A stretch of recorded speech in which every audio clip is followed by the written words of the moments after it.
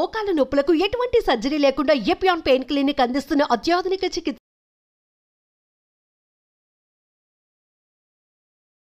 ఆడవాళ్ళలో తెలియకుండానే యూరిన్ వస్తుంది. ఇది కామన్ ఇబ్బంది. చాలామంది ఈ ఇబ్బందితో బాధపడుతూ ఉంటారు. కొంతమందికి తట్టుకోలేక మా దగ్గరికి వస్తారు. ఎవరికన్నా యూరిన్లో మంట ఉన్నా, మాటికి యూరిన్ వెళ్ళాల్సి వచ్చినా, రాత్రిపూట నిద్రలో కూడా యూరిన్కి వెళ్ళాలి అని మెలకువ వస్తున్నా ఇది యూరిన్ ఇన్ఫెక్షన్ అయి ఉండొచ్చు. అండ్ యూరిన్ ఇన్ఫెక్షన్ ఉన్నప్పుడు లైట్గా ఫీవర్ ఉంటుంది, యూరిన్ పోస్తున్నప్పుడు మంట ఉంటుంది, మాటికి వెళ్ళాల్సి వస్తుంది. అండ్ యూజువలీ దీనికి కారణాలు ఉంటాయి. సెక్స్ చేయడము, లేదా లాంగ్ జర్నీలో యూరిన్ వెళ్ళాల్సి వచ్చినప్పుడు వెళ్లకుండా ఆపుకోవడము, లేదా కొంతమందికి మోషన్ ఫ్రీగా రాదు, దాని మూలంగా కూడా యూరిన్ ఇన్ఫెక్షన్ రావచ్చు. బట్ తెలియకుండా యూరిన్ వస్తుంది అంటే లేచి నిల్చోగానే డ్రాప్స్ కారిపోతాయి, లేదా దగ్గిన తుమ్మిన యూరిన్ తెలియకుండానే లీక్ అవుతుంది అంటే దాన్ని స్ట్రెస్ యూరినరీ ఇన్కాంటినెన్స్ అంటాము. అంటే యూరిన్ సంచి పైన కొంచెం బరువు పడంగానే, అంటే మనం దగ్గినప్పుడు, తుమ్మినప్పుడు, లేదా కూర్చుని లేసినప్పుడు, లేదా ఏదన్నా బరువు ఎత్తినప్పుడు పొట్ట పైన ప్రెషర్ పడుతుంది. ఆ ప్రెషర్ మూలంగా యూరిన్ లీక్ అయింది అంటే యూరిన్ సంచి వీక్గా ఉన్నట్టు, అంటే యూరిన్ సంచి కొంచెం కిందకి జారినట్టు. ఇది యూజువలీ ప్రెగ్నెన్సీస్ వచ్చిన లేడీస్లో చూస్తాము. వెజైనల్ డెలివరీ అయిన లేడీస్లో కూడా యూజువలీ స్ట్రెస్ యూరినరీ ఇన్కాంటినెన్స్ ఎక్కువ ఉంటుంది. కొంతమందికి ఇవేవి లేకపోయినా కూడా దగ్గిన తుమ్మినా కొంచెం యూరిన్ లీకేజ్ ఉంటుంది. ఈ ప్రాబ్లం ఉన్న వాళ్ళకి ఎక్సర్సైజెస్ చెప్తాము. అంటే కింద ఆ యూరిన్ హోల్ దగ్గర ఉన్న మజిల్స్ని మళ్ళీ ఎలా స్ట్రెంగ్తెన్ చేయాలి, ఎలా టైటన్ చేయాలి అని. కొంతమందికి ప్రాబ్లం సివియర్గా ఉంటుంది. వాళ్ళకి ఇన్ఫ్యాక్ట్ వెజైనాలో ఒక చిన్న యూరిన్ సంచి తిత్తిలాగా తగులుతూ ఉంటుంది కూడా. అలాంటి వాళ్ళకి ఆపరేషన్ చేసి కూడా నయం చేయొచ్చు. కొంతమందికి యూరిన్కి వెళ్ళాలి అన్న థాట్ వస్తే ఇక 5 నిమిషాల్లో వెళ్ళిపోవాలి, లేకపోతే యూరిన్ లీక్ అవుతుంది. అండ్ వెళ్ళాక వాళ్ళకి పెద్దగా యూరిన్ క్వాంటిటీ రాదు.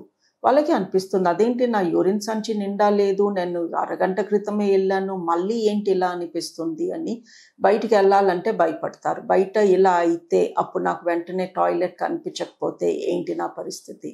సో ఇప్పుడు కంగారుగా ఉంటారు, అమ్మో ఇప్పుడు బయటికి వెళ్తే ఎలా, అక్కడ టాయిలెట్ ఉంటుందా లేదా, లేదా బయటికి వెళ్ళంగానే చూసుకుంటారు ఇక్కడ చుట్టుపక్కల నియరెస్ట్ టాయిలెట్ ఏది అని.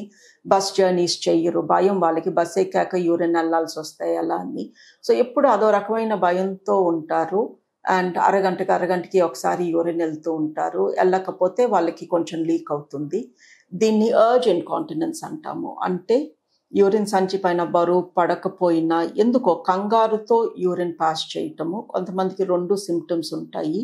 ఈ అర్జ్ ఇన్కాంటినెన్స్ ఎందుకు వస్తుందో దీనికి క్లియర్ రీజన్ అంటూ ఉండదు. బట్ మందులతో నయం చేయొచ్చు.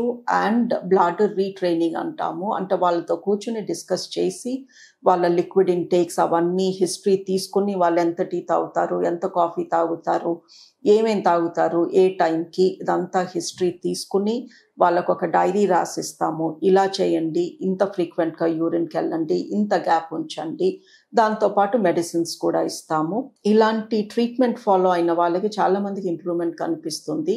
సో మీకు కానీ యూరిన్ సిమ్టమ్స్ ఉంటే, ఇన్ఫెక్షన్ ఉన్న సిమ్టమ్ ఏదన్నా ఉందా ఇంట్రోస్పెక్ట్ చేసుకోండి. యూరిన్ ఇన్ఫెక్షన్తో రోజుల తరబడి ఎవరు ఉండరు.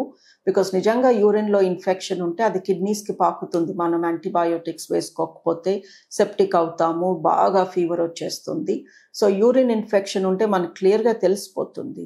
యూరిన్ ఇన్ఫెక్షన్ లేదు బట్ మాటికి వెళ్తున్నాను, అది కూడా పగలు, నిద్రపోయాక ఏమీ ఉండదు, మెలకు ఉన్నంతసేపే మాటికి వెళ్ళాల్సి వస్తుంది అంటే దానికి మందులు ఉన్నాయి, ఎక్సర్సైజెస్ ఉన్నాయి. లేదా నేను దగ్గిన తుమ్మిన నవ్విన బరువులు లేపిన కూర్చొని లేచినా నాకు యూరిన్ కారుతుంది అంటే అది స్ట్రెస్ ఇన్కాంటినెన్స్. దానికి కూడా ఎక్సర్సైజెస్ ఉన్నాయి. సమ్ టైమ్స్ ఇక తప్పదు అంటే ఆపరేషన్ కూడా సజెస్ట్ చేస్తాము.